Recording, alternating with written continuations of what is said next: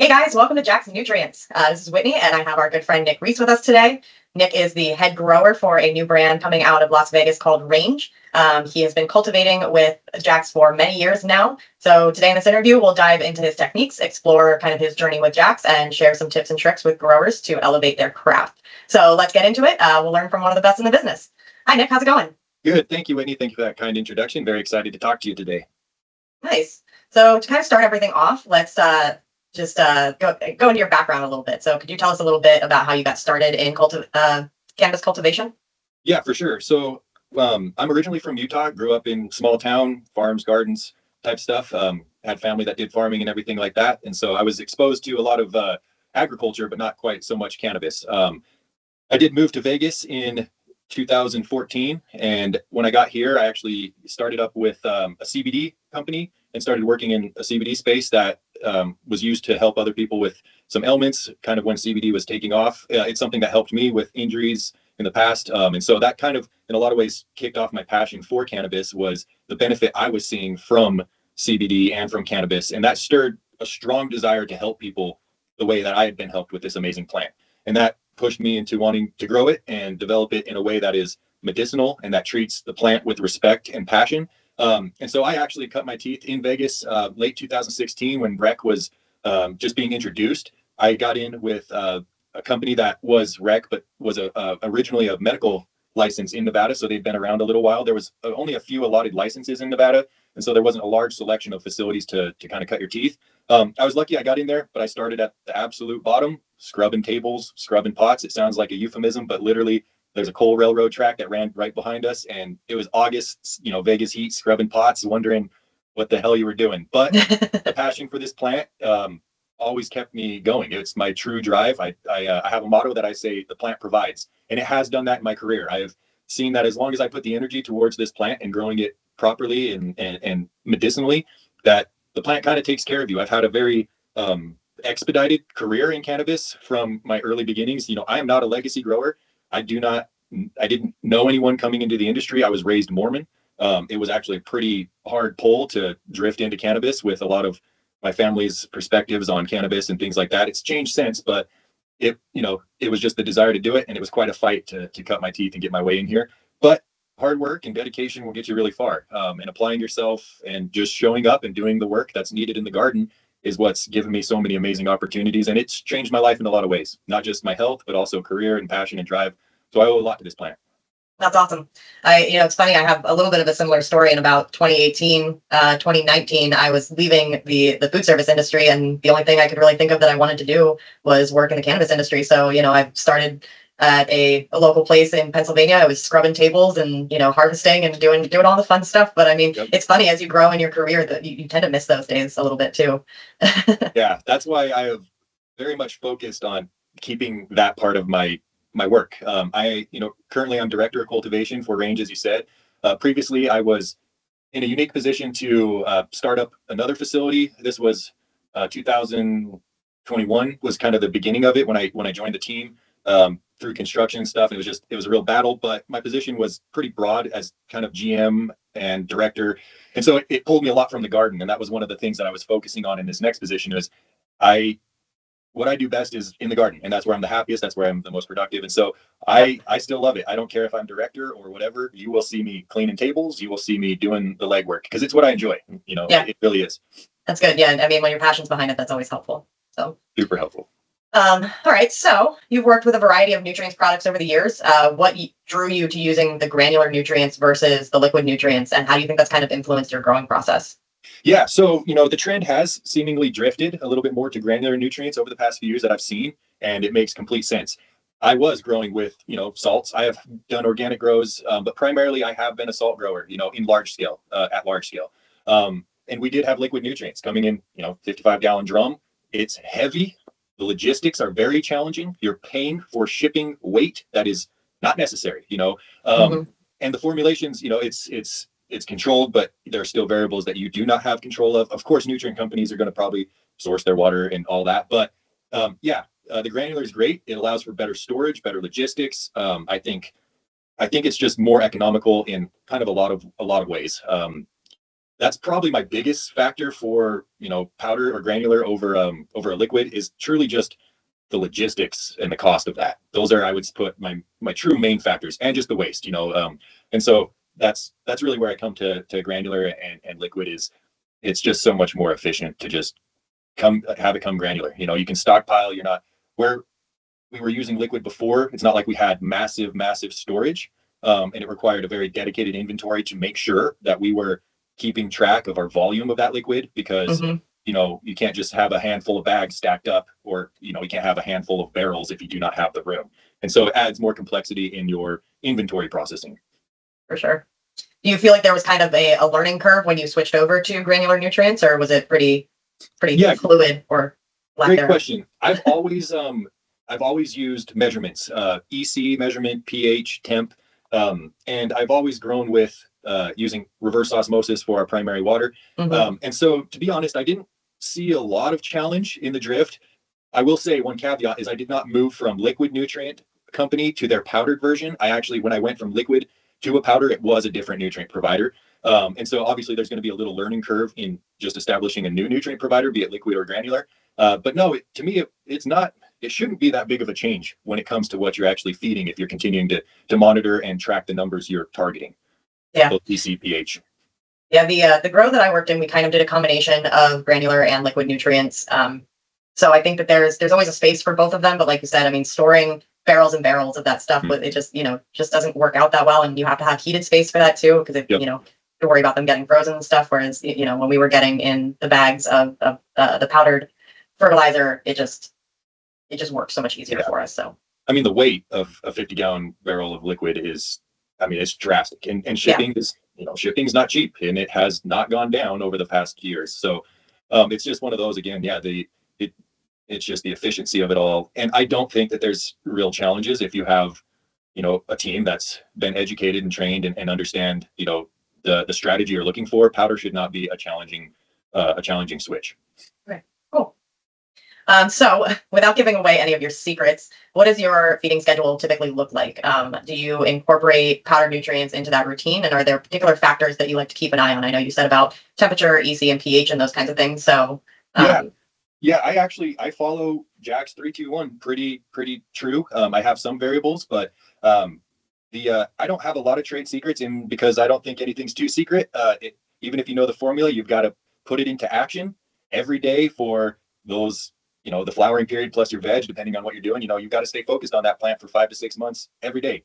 And so the true recipe is also is not just the formulation, but it's the application, and that's what I think will, the trade secrets. It's, you might know the recipe, but it's applying it can be the hardest part.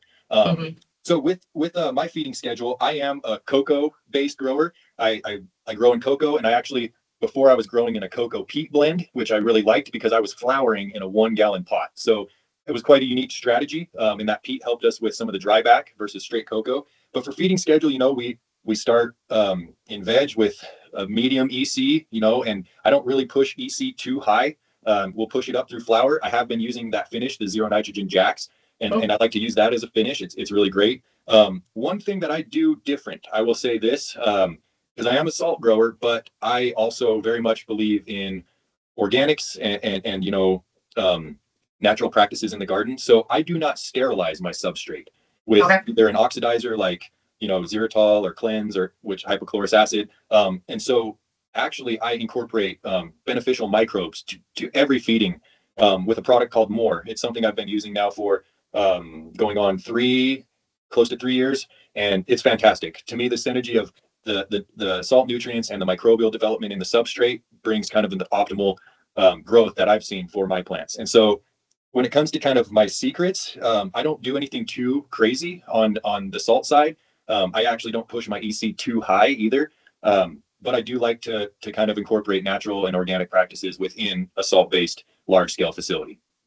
Nice. Now, do you see those having any effect on like the pH of the water? Does that change anything when you're adding that in that people should kind of keep an eye out for? Yeah, great question. With the product that I use, that More product, it's not it's not super potent in the fact that, like, you do a dosage per feeding. It's not like a microbial tea where you're introducing a very, what I would say, like a more concentrated microbial brew. It is Right a on. perpetual brewing machine, and so it's just kind of like a probiotic. I would incorporate that, Yeah. for a healthy root zone and healthy uptake in that root zone with microbials versus just sterile salts. Just like a, little multivitamin Yep. for your plants. Yep, like our gut biome, the plant as well. The microbial development and what's happening in that substrate is very complex, and it's something I continue to try to learn more and more about all the time. Very cool. Yeah, I mean, we love to hear people using Jax with microbial products. We get a lot of people that talk to us about that of, why would we need it, or how is that supposed to work? Wouldn't the salts kind of overtake the microbial power? But what we've found in the last, 10, 15 years is that they actually work really, really well together. Yes. There's really nothing in Jax that's strong enough to overpower them. So they tend to work hand in hand really well. So I'm glad to hear that's working out for you. I've seen such a positive result with Jax. Jax is like you speak of pH and stuff. Jax is very stable. I have not seen it. If I add silica, if I add microbials, I'm not seeing crazy jumps. And also, there's a little bit more with the zero nitrogen, but with the 321, those tanks stay very clean. It's great. It's very stable. I have used bottled, organic nutrients, and I've watched that pH jump a half point, or I mean a half percentage in a few hours, because it's just active. And so it's that dance. At large scale, it can be hard. In Nevada, we do have very strict testing, and large scale organic is very challenging. There are some people here that are doing it quite well, but it is very challenging to do large scale organic anywhere, and of course Nevada as well. So doing that tightrope walk of, hey, let's try to pull the best of both worlds in to see if we can give this plant something unique, is what I'm looking for. We all know that so much common practices are rock wool, sterile substrate, and salts, and it's kind of the go-to. And that's what I'm looking for with my garden is how do we diversify what we're doing and how do we produce a more unique crop than what's kind of ever present right now with large scale cannabis. For sure. So now you had kind of touched on this earlier. In your opinion, what is the optimum EC level that you want to be shooting for I guess, veg and flower? Yeah. So, stages? I've been running in veg usually, give or take, pretty much around 2.0 EC with the Jax 321. Sometimes, depending on the genetic, it might go to like a 1.8 or maybe a 2.2. And I follow that kind of through flower. We might get up a little higher to maybe a 2.6 in flower during peak, and then I will back it off, through the final stretches probably about, again, depending on the cultivar, around week 6. Week 5, week 6, start to back that EC down a little bit. And then also, you have that Jax, the zero nitrogen finish. That's when we would start to apply that. And then I think we're going to talk about it a little later, but, and then you'll go into like a flush cycle, which I don't do typically a full zero flush, maybe depending on the genetic, but usually it's just a very, very light EC feeding, like light as in maybe it's even just 0.04 EC, just something there, not completely sterile, but temperature is also, I play with temperature a lot in that finishing stage. Okay. I found that I was able to pull out some crazy, crazy colors in my plants, and I attest that to the genetics, of course, and the environment, but a lot of what I was seeing, because I had a heat exchanger, which was allowing me to control the temperature of my RO water, and we would be finishing our flower with 55 to 60 degree water, and we were seeing unbelievable colors. I mean, pink, like true pop of color that was phenomenal. And I do attest a lot of that color to, the cold water pulling out the anthocyanins and things like that, and just really giving it that cool kind of fall finish. Yeah, no, I would definitely bet because anything that's outside starts to change color. It's really getting a lot of that fall rain, which is going to be cooler water temperatures falling down on it. So that makes total sense. That's actually a really interesting point. And the substrate should start to cool down in the fall. Vegas is not the place to compare. No one's, this is not an agriculture. Well, it's a tough environment. So indoor, we're chasing, of course, Northern California type environments, the Humboldt area of cool rain in the late stretch, cool substrate. And yeah, just it's something too you'll see in a lot of varieties of plants. If you get a cold snap, you'll start to see purples running through the stalk and things. Even tomato plants, lots of different crops will express cold stress with color in different ways, and it's a way to manipulate. And we had some bag appeal of stuff that just popped, like bright pink, bright reds, some really fun color. And of course, that's the backbone of the nutrients, and then the manipulation, I think, of the temperatures. Yeah, that's really cool. I'll have to send over some pictures of that. For sure. See all the fun colors. Yep. So then are you watering to runoff when you're watering, and are you testing the EC of that runoff? Yeah, so this is where some people might get after me a little bit. I am not an overly runoff like focused grower. I do test runoff. A lot of times it's just as a catch up to see what's happening, and then of course I will utilize runoff very consistently if I'm seeing stress or issues in that plant, or in that section, whatever that cycle harvest. So runoff is a great way to assess, but in a lot of ways, I'm not just actively chasing runoff, the Mhm. testing. So when I feed, I like, just a dribble of runoff. I'm looking to feed till we completely saturate that substrate. I'm a big fan of fabric pots. Yep. And so, yeah, you get just a little bit of drainage. I like to water with half-gallon emitters, half-gallon an hour emitters. Drip feeding is the only way I feed nowadays. Moms might get hand feed, of course, but for flower cycle, it's all drip feed. And yeah, just a slight runoff just to assure that that substrate has been fully saturated, but also to keep in mind, look for channeling. How you stake your plants can really affect channeling. For Um, sure. and so, yeah, runoff is one of those things that I test and I'll look, but a lot of times I use runoff for kind of trying to understand what's happening in the substrate, whether it's Yeah. the salts. A lot of times I'm doing runoff more for pH than I am EC, to see if I'm locking out something. For example, I had some very, very bad substrate a couple years ago. Very bad. It was a cocoa that I got at a deal and I should have known better. We started some crop in it. That cocoa was incredibly hot. The pH of the soil probe was coming in at like 4.0 to 4.5. And we were Wow. getting complete nitrogen lockout, and we almost lost our startup crop. But using, starting to study cation exchange in the substrate, when you have a problem, figure it out, start studying, take your time, sort it out. And we were actually able to turn that crop with Jax and using beneficial microbes and getting that substrate, a little higher. And then we just ditched the substrate and went into a different substrate, and we saw stuff pop out, and that's actually the crop that we kind of pulled out of the death spiral and used to start the last facility. Yeah, that's rough. I mean, it happens a lot with different substrates. I've had it happen to me with rock wool before, so Yep. it happens. It's not pretty, but it happens. And I think that's actually one thing I wouldn't mind pointing out is, fertilizer is typically very balanced. It's got, what's the word I'm looking for? Not continuity, but it is more consistent. Your substrate, and that's also with the granular nutrients. It's kind of a set it forget it. Substrate is the thing that is more dynamic, and will affect the plant growth and your salts and all that stuff. And so paying attention to your substrate, a new batch might be slightly different pH. And so, yeah, Mhm. that's your substrate is something not to be dismissed. When you're seeing certain responses that you may have just, it came up, you're like, hey, we're Yeah. following this. Why are we seeing a little bit of yellowing? Maybe that cocoa was washed and the pH is a little lower. It's just one of those things. There's so many variables. Yeah. Yeah. I mean, and that's the thing is, I think a lot of people they get their substrate and they assume that they should be able to just trust whatever's on the bag and trust the company. But it's such a large batch that they're making that you never know when there'll just be like a pocket that didn't get turned Yep. properly or whatever.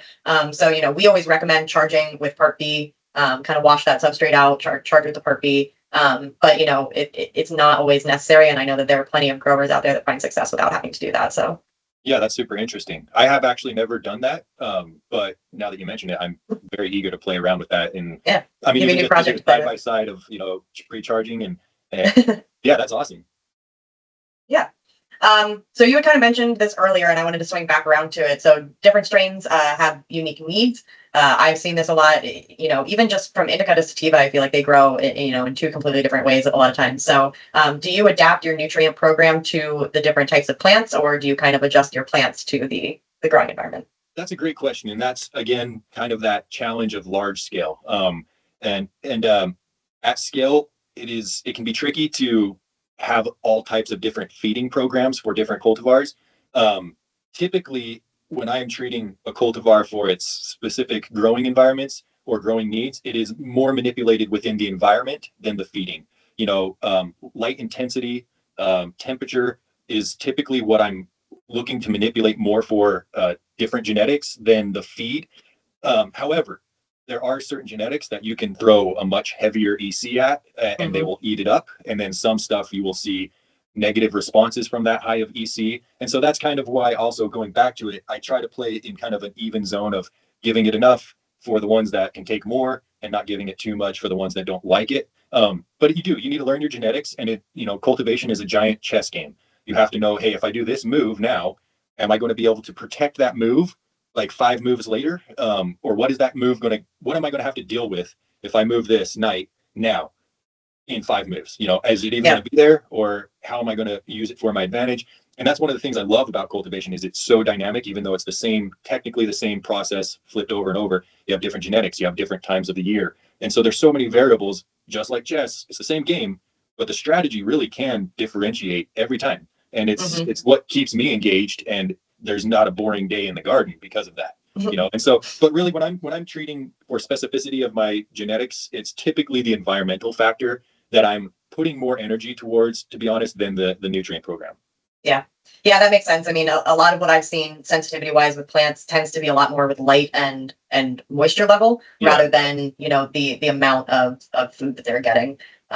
There's just ones that, really don't want to have wet feet at all. Yep. Like they act like they don't want to even be watered. And then Yep. there's some that, you get too much light on them and they're either foxtailing or they're herming or, whatever. They don't, there's some that just don't like too much light. Yep. Used to grow an indica that we used to call it the bat wing because it would just curl up into itself. Like if you try to stretch branches, it wasn't having any of it. It just, certain strains are very finicky and they're funny like that. Yeah, and it's actually what I love too about cannabis, because it's such a dynamic plant with so much play in the process of growing it. It keeps you very engaged. It makes me think, because nutrients are the food, of course. The light is the exercise. So it would be a fun dance if you had this ability within your production. Of course, we're limited by economics and timelines, but if you were to able to have something that maybe it doesn't like so much light, but also it could maybe handle more light if it had more food, just like a human. Hmm. If you're exercising a lot, aka the light, you need a lot of nutrients to recover from that.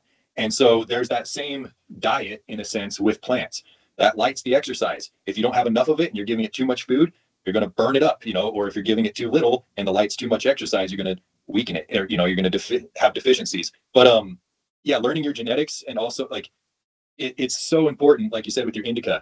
Typically, just in basic terms of it, indica is like Afghani Kush. It's grown at high elevation, probably low humidity up there, cold temps. That bush wants to be a bush. It wants to get tight. It's not looking to spread out because of the environment. Whereas you go Hmm. get something like a Jamaican haze or something that's grown in tropical environment, it's going to be long and wispy and stretched out Yep. because it's got super humid ocean breeze going through it all the time, warm temps. And so learning kind of the land race background of that genetic, if it's applied, it's gotten very convoluted with how many cultivars and the genetics and the breeding over the years. But you got to learn your plants, and typically there's some background to it, but you just got to grow them and pay attention. Yep.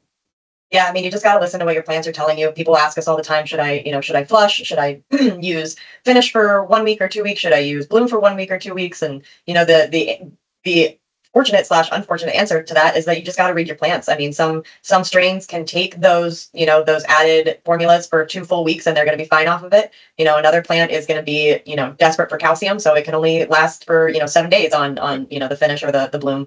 It really, it's very dependent on the plant. And then I think that the environmental factor plays into that plant production a lot more than what the nutrient program, anybody's nutrient program has to, to affect the outcome of everything. So, And it is hard. That's really one of the challenges of large scale, is giving, you know, autonomy to what the plant needs while having to maintain metrics to keep these very expensive facilities running. As an operator yeah. and having been in that level of oversight of a facility, I do have an intimate understanding of the cost and the challenge to run these. Whereas, when I started as just a low run grower that didn't really get the full scope of what it takes and what it costs to run a facility. And so it's that dance, and that's where the communication needs to be had with the growers and the board or ownership. Because one of my big things, actually, this is probably one of my biggest highlights to all of this: act slow and give it some time. Do not make too many changes too fast. That is the curse of all. If you see something wrong with your plants, focus to the most basic, pH, EC, whatever environment, make that adjustment and give it time. If you see something and you're like, well, maybe it's the humidity. And so, humidity's too high.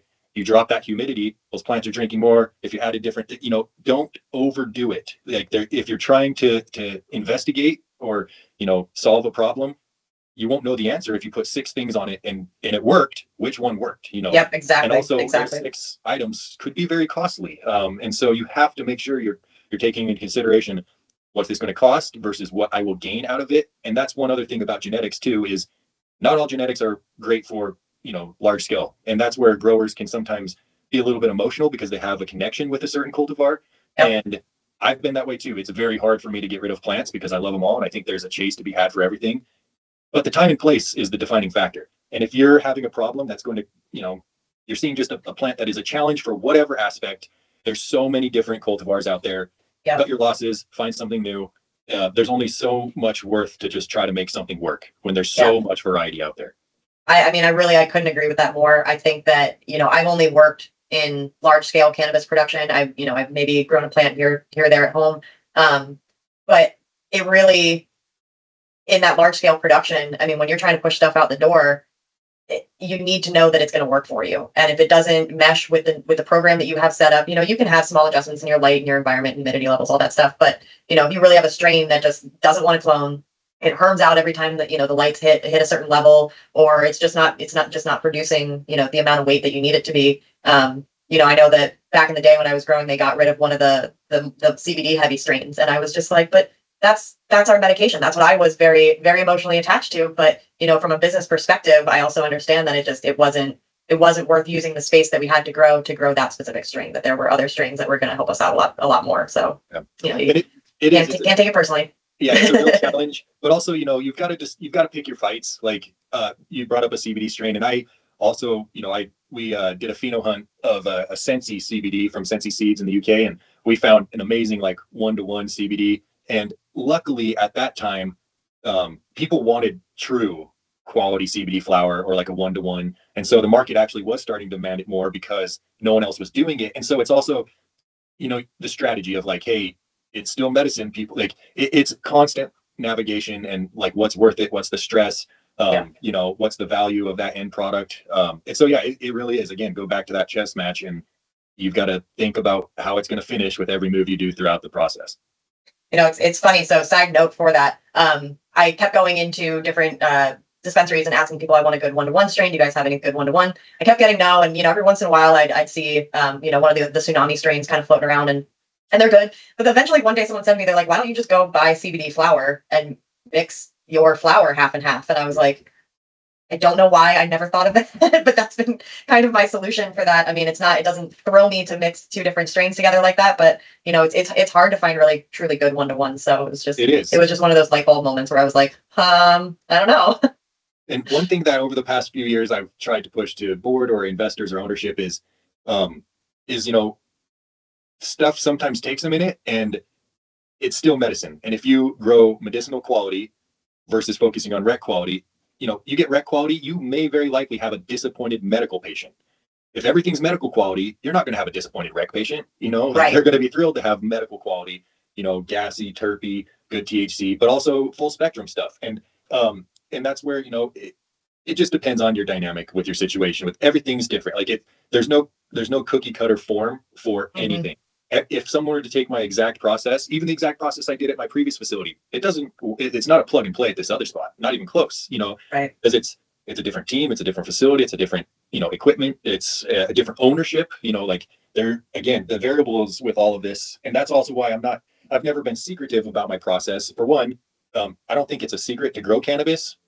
We kind of pigeonhole ourselves sometimes to think it's a unique agricultural product. It's a very valuable agricultural product, but it's still agriculture. And when I started with cannabis, that's one of the things I was grateful for, not having come from like a legacy gardening or cannabis spot, and coming more from agriculture, alfalfa, corn, all that stuff, tomatoes, just garden plants, and realizing, like, why aren't people using agricultural practices in cannabis in a much truer way? It's drifted that way very quickly over the past few years, but there for a while, you could get cannabis specific made pH up and down.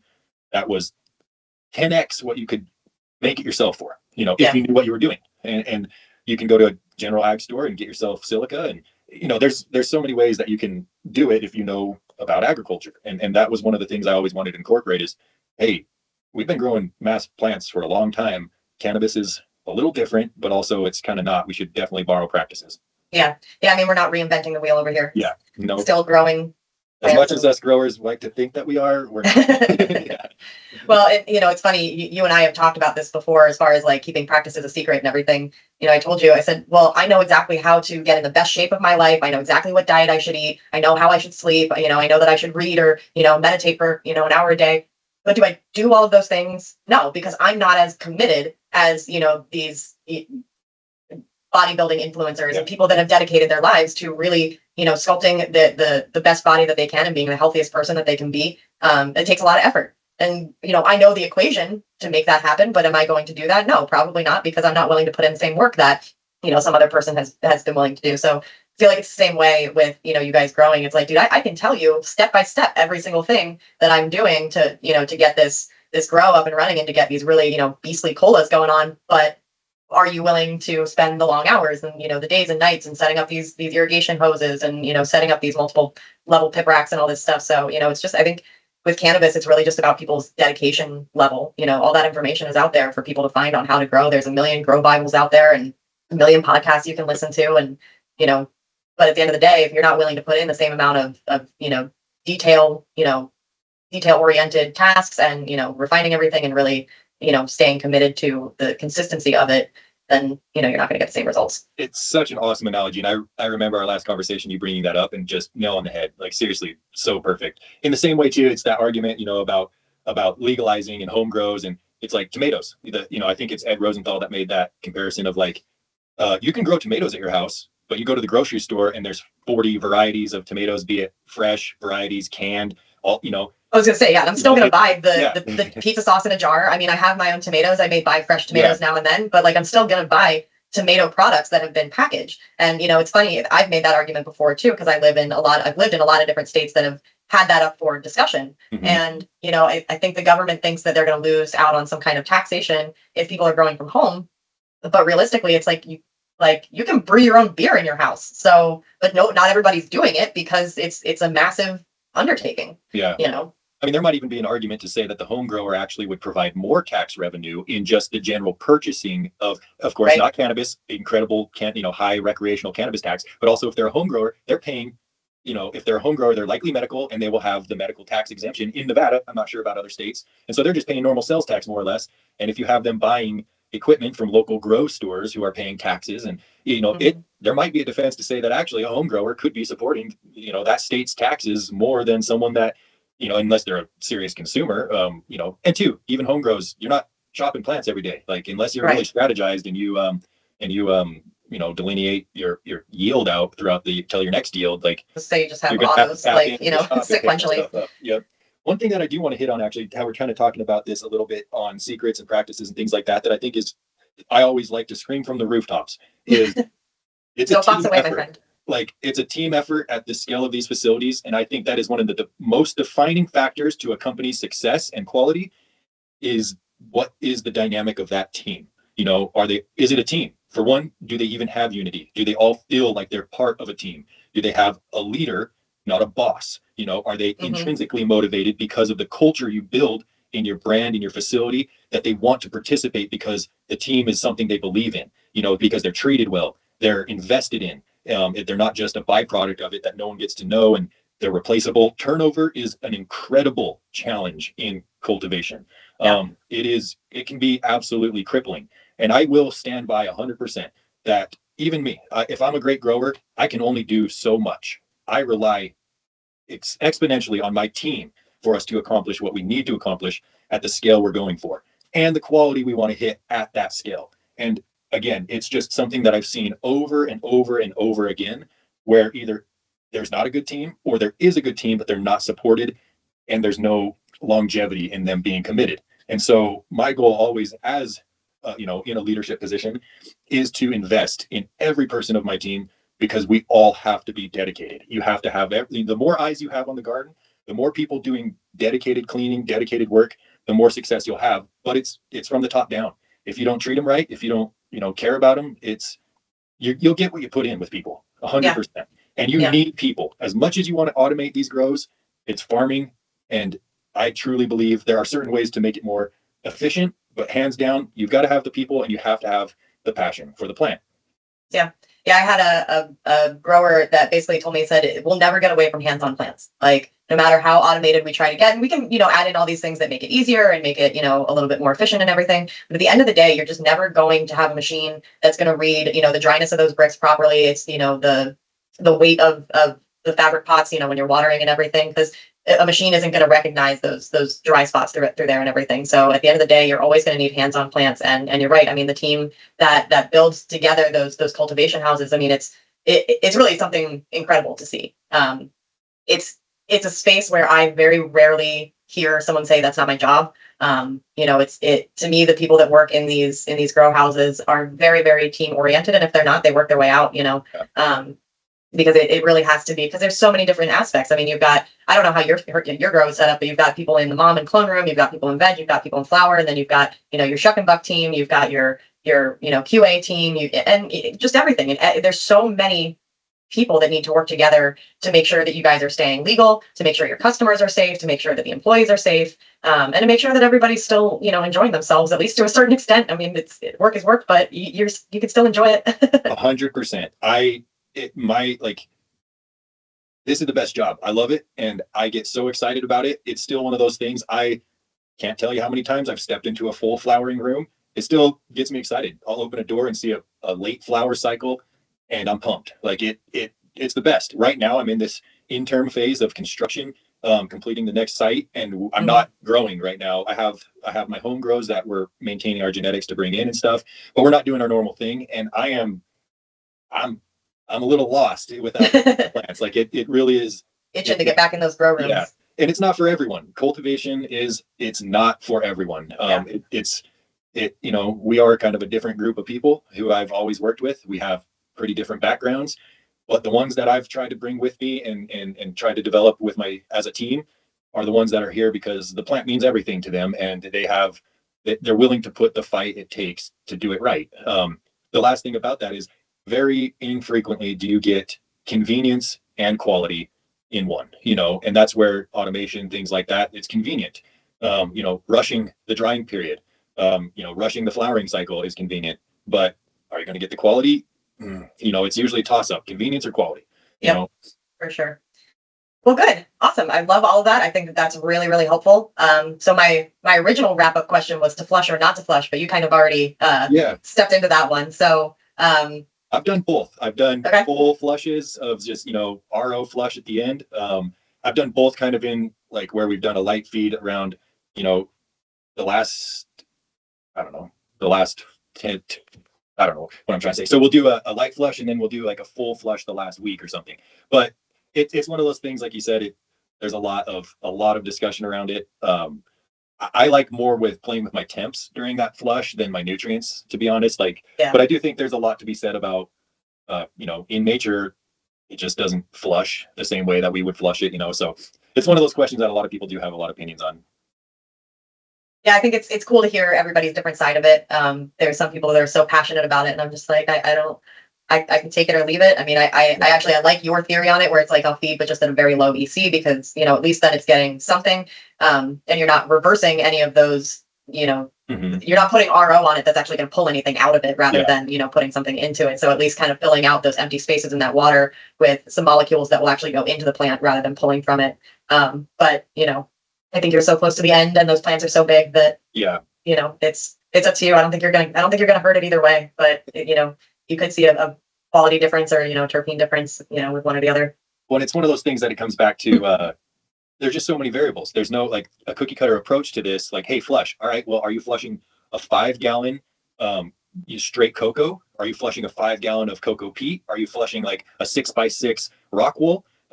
Into what inputs has it had before? What ECs have you hit before? It's one of those things that I consider myself a pretty open grower. I'm not stubborn or stuck in certain ways. I am always, if it can fit within the pressures we're under within, running a business, I am always open and eager to explore and, try out different things. I was always, in the way I was kind of brought up in the industry, we flushed always. Last 2 weeks, actually, we would start flush on day like 42, and we were harvesting on almost like 55 days, almost on the dot, whether the plant wanted it or not. Again, quite unfortunate, but that's how it was. And we just straight RO flush from day 42 or 43 to finish. And when I had the ability to make the decision myself, that's when I was like, well, I've been hearing a lot of this stuff and have a lot of discussion about, super low EC. So let's give it a shot. And found positive results, and then also played with a little bit of that straight flush. Like it takes time to really learn a facility, learn the practices. It's about a year of dancing and learning until you really feel like, all right, now we're locked into a place.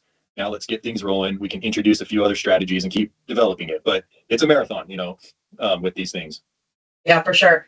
And I think that, that may be another thing that could be strain dependent too. I mean, one strain could benefit, sure. Greatly from flushing, and another one could, not want that type of moisture towards the end of its life. Maybe it just wants to kind of dry out. So, Yeah, you kind of have to watch that too.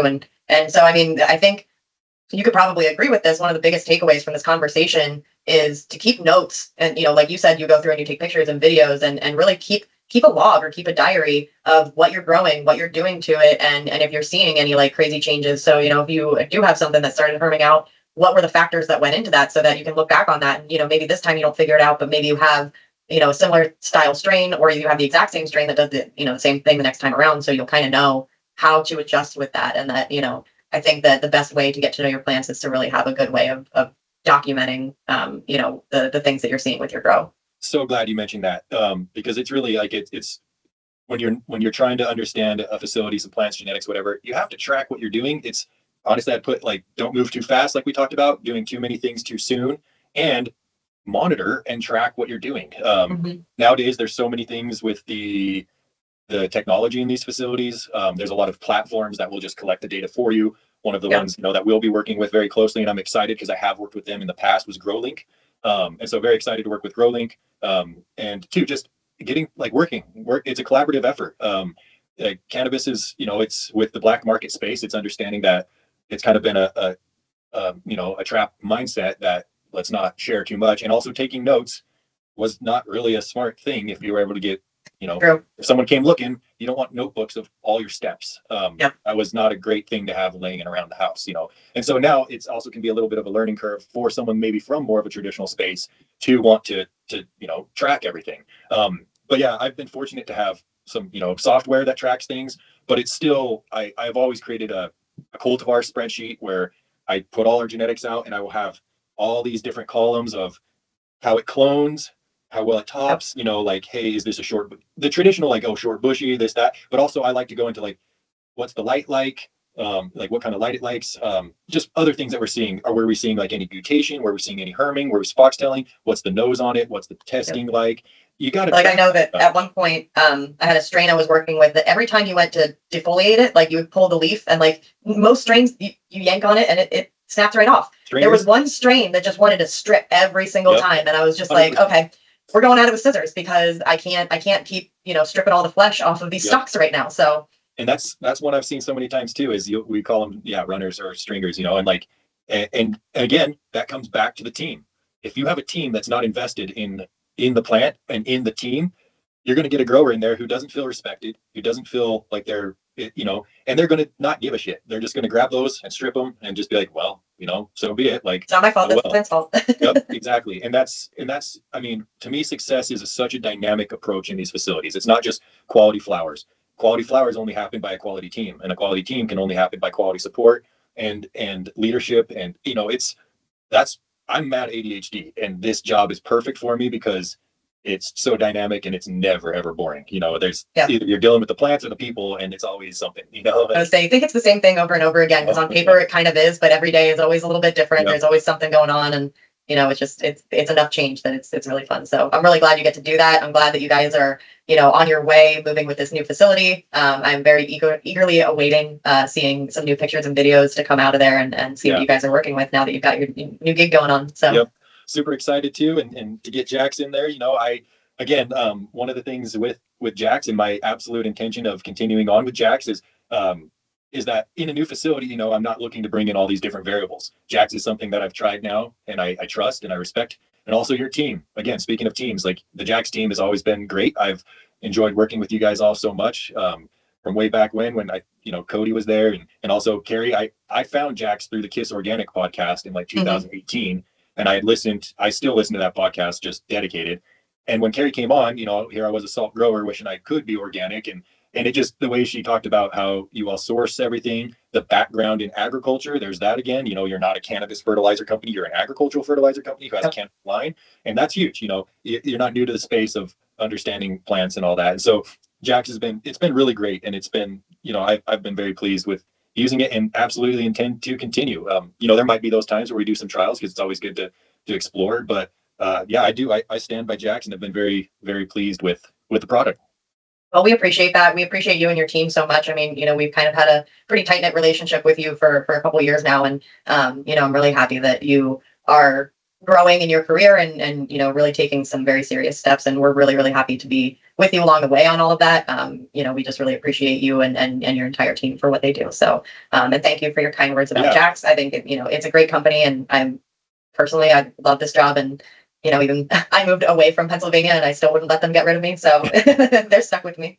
No, it's good. And that's too, again, we're talking about turnover and stuff. Like I worked with Cody way back when we were first starting up and, he had moved on to I believe running a facility. And so it's a positive change, but yeah, your team's been amazing. Also can't, forget the access to an incredible lab. I think, that's one thing we didn't tap on, but the lab is so important. Like, again, if you want to understand like runoff and stuff is great, but if you really want the nitty gritty lab, water, soil, tissue, well, we were talking about like flush too. And, you and I can discuss more on this later and maybe do a whole other kind of podcast style interview with just about the lab stuff. But, with flush or not flush, I think it would be really interesting to do a trial where you flush one side of the room and don't flush the other side of the room. And we can actually take that tissue and test what's in that tissue to let us know what nutrients, the plant is still taking up at that point and what it's making use out of and what's going to be helpful for it in the flower production versus one, that maybe is getting flush. Is it drastically changing the health of that plant and everything? So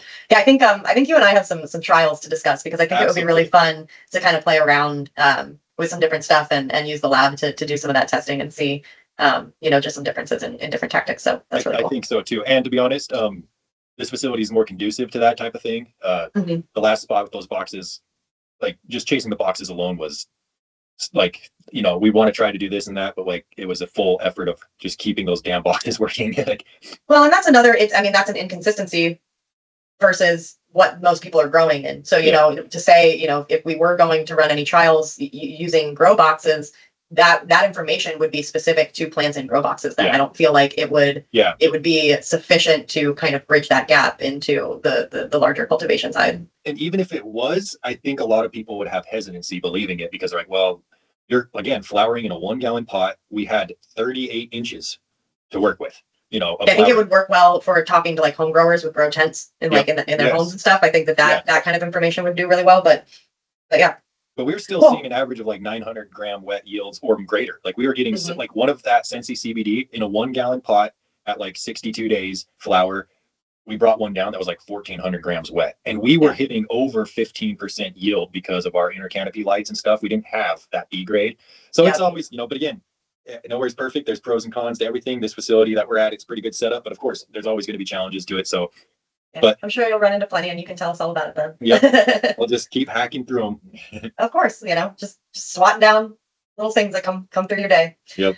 But all right, well, thank you so much for taking the time to have a conversation with me. I mean, this was really cool, and this gave at least myself and hopefully everybody out there listening some really good insight into what the bigger commercial places are using and kind of what you've run into throughout your career. So Thank you so much. You having me on, and I'm here to chat anytime you want. And again, thank you, and thank you for the support, the Jax team. And looking forward to continuing to collaborate with you all for some time now. Yeah, no problem. And then everybody listening and watching, we'll have links set up to Nick and Range's Instagram account, so you guys can give them a like and a follow and check them out as well too. So, all right, Nick. Well, you have a good rest of your afternoon, and we'll have a conversation about those trials. I'm interested now. All right. Likewise. Thank you, Whitney. Sounds good. Take care. See ya.